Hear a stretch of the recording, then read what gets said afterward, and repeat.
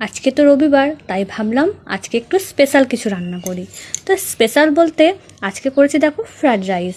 তো এদিকে দেখো আমার বর বলছে রোজ তো তুমি ভিডিও বানাও, তো চলো আজকে আমি ভিডিওটা বানিয়ে দিই। তো এদিকে দেখো অলরেডি ওর জন্য রাইস দেওয়া হয়ে গেছে, আর দিয়ে দিলাম দুটো বেগুন ভাজা। আজকে সেরকম কিছু রান্না করিনি। আর এদিকে দেখো দিয়ে দিচ্ছি চিকেন। আর আমাদের বাড়িতে যেহেতু সবাই একটু ঝোল খেতে পছন্দ করে, বিশেষ করে আমার মা আমার বর, তাই একটু আমি ঝোল গ্রেভি রেখেছি। তো গ্রেভিটা খুব পাতলা নয়, আবার খুব ঝোলও নয়। তো এদিকে দেখো দিয়ে দিচ্ছি চিকেন লেগ পিস। আর ও যেহেতু খেয়ে দোকান যাবে, তাই ভাবলাম ওকে দিয়েই দিই।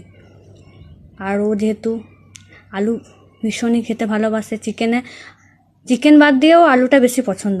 আলু না হলে চলবেই না, শুধু ওর ক্ষেত্রে নয় আমাদের ক্ষেত্রেও। তো এদিকে দেখো চিকেনের ঝোল আমি একটু দিয়ে দিলাম। আর আজকে চিকেনটা আমি ক্যাপসিকাম সমস্ত রকম বাটা মশলা দিয়ে করেছি, যেহেতু আমরা পাউডার মশলা খাই না, ওই জন্যই। আর এদিকে দেখো সেই কালকের পায়েস, তো নলেন গুড়ের পায়েস বানিয়েছিলাম।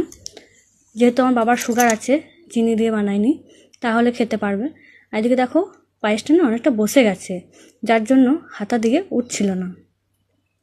আর আমার বড়মশাই বলছিল যে পায়েসটা বাসি খাবো, ঠান্ডা, ওই জন্য ওকেও দিয়ে দিলাম। আর যেহেতু ফ্রিজে রেখে ঠান্ডা পায়েস খেতে আমার ভীষণই ভালো লাগে, সবারই নিশ্চয়ই একই। তো এদিকেও দেখো দিয়ে দিলাম। আর তেমনি কিছু করিনি, আর এমনি করেছি সাদা ভাত করেছি।